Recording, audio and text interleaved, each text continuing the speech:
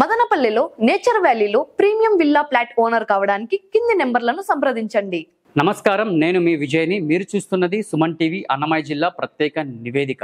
So Tammalapalli నియోజకవర్గం పేరు వినగానే మనకు గుర్తొచ్చేది శాంతియుత గ్రామీణ జీవనం, రైతుల కష్టాలు, విద్యార్థుల కలలు. కానీ ఇటీవల ఈ ప్రాంతం పేరు అక్రమ మద్యం దందాతో మచ్చ పడ్డట్టయింది. సో ఈ వ్యవహారం కేవలం స్థానిక స్థాయిలోనే కాకుండా రాష్ట్ర వ్యాప్తంగా పెద్ద సంచలనం అయితే సృష్టించిందని చెప్పుకోవచ్చు.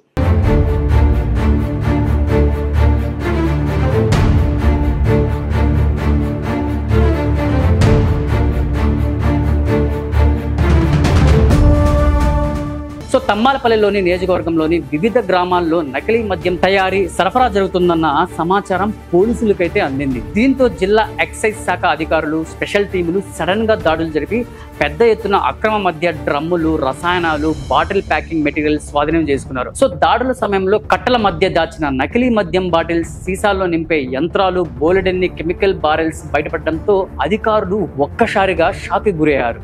మొత్తానికి ఈ దందా వెనుక ఎవరున్నారన్న దానిపై దర్యాప్తు మొదలవగానే తెలుగుదేశం పార్టీకి చెందిన కొంతమంది కీలక నేతల పేర్లు అయితే వెలుగులోకి వచ్చాయని చెప్పుకోవచ్చు. సో ప్రత్యేకంగా నియోజకవర్గ ఇన్ఛార్జ్ దాసరపల్లి జయచంద్రారెడ్డి గారు, ఆయన అనుచరులు జనార్దన్ రావు గారు, శశిధర్ రావు గారు, అలాగే జయచంద్రారెడ్డి వ్యక్తిగత సహాయకుడు రాజేష్ పేర్లు వినిపించడంతో రాజకీయ వర్గాల్లో ప్రకంపనలు అయితే సృష్టించాయని చెప్పుకోవచ్చు.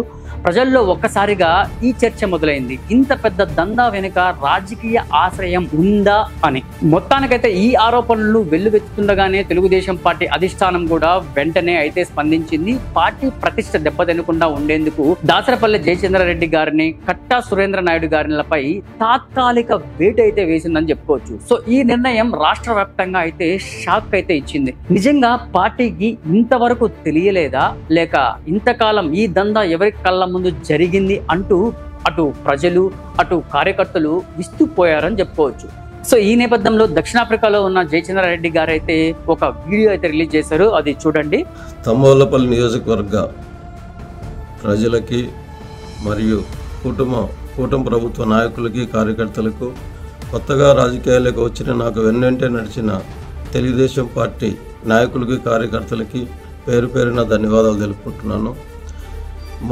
మొన్నటి రోజున ఏదైతే పార్టీ అధిష్టానం ఈ లిక్కరు, ఈ కల్తీ మద్యం దాంట్లో తెలుగుదేశం పార్టీ నాయకులైన నన్ను, కట్టా సురేంద్రరావు కూడా ఏదన్నా సంబంధం ఉందా అనే అనుమానంతో మా ఇద్దరిని పార్టీ సస్పెండ్ చేయడం జరిగింది.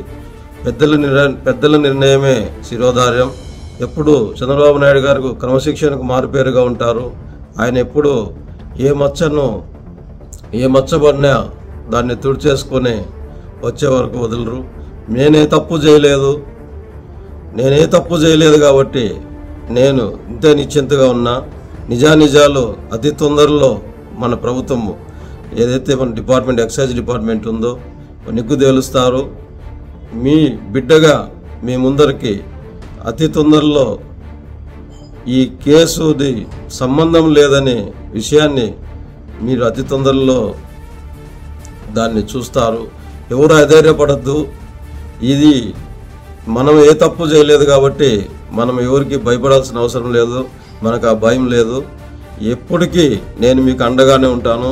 ఎప్పటికీ నేను నియోజకవర్గంలోనే ఉంటాను. ఎప్పటికీ ఇప్పటి వరకు ఎట్లున్నాను, ఇంకా ముందు కూడా ఇట్లనే ఉంటాను. కడిగిన ముత్యంలో బయట వచ్చి మళ్ళీ అధినాయకుల మన్ననలు పొంది నియోజకవర్గాన్ని అభివృద్ధి పథంలో నడిపిస్తానని చెప్పి మీ అందరికీ మాటిస్తున్నాను.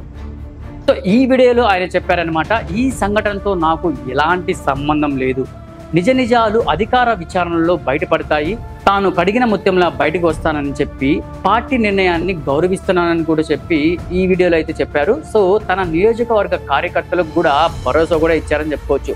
సో మీరు అధైర్యపడకండి, నిజం ఎప్పుడు గెలుస్తుంది అని స్పష్టం కూడా ఈ వీడియోలో చేశారనమాట.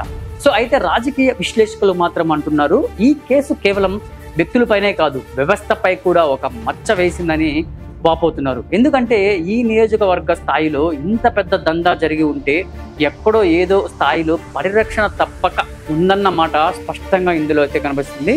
సో ఇది తమ్మాలపల్లి వరకు మాత్రమే పరిమితమా, లేక జిల్లాలోని మరికొన్ని ప్రాంతాల్లో ఇలాంటి దందా జరుగుతుందా అనే అనుమానాలు కూడా పెరుగుతున్నాయని చెప్పుకోవచ్చు. ప్రజలైతే ఇప్పుడు ఎదురు చూస్తున్నారు పూర్తి దర్యాప్తు ఫలితాల కోసం అయితే. సో నిజంగా ఎవరు ఇందులో ప్రమేయం ఉన్నారో, ఎవరు నిర్దోషులు అనేది త్వరలో అయితే తేలనుంది. అయితే ఒక విషయం మాత్రం అయితే ఇందులో అయితే ఖచ్చితంగా చెప్తున్నారు, ఇలాంటి అక్రమ దందాలు ఎక్కడైనా జరిగినా అవి సమాజాన్ని విషపూరితం చేస్తాయని. సో ప్రజల ఆరోగ్యం, కుటుంబాల భవిష్యత్తుకు ఈ నకిలీ మద్యం వల్ల నాశనం అవుతుందని స్పష్టంగా మనకైతే కనబడబోతుంది. మరి ఈ ఘటన చివరికి ఎవరి భవిష్యత్తుని మార్చబోతుంది?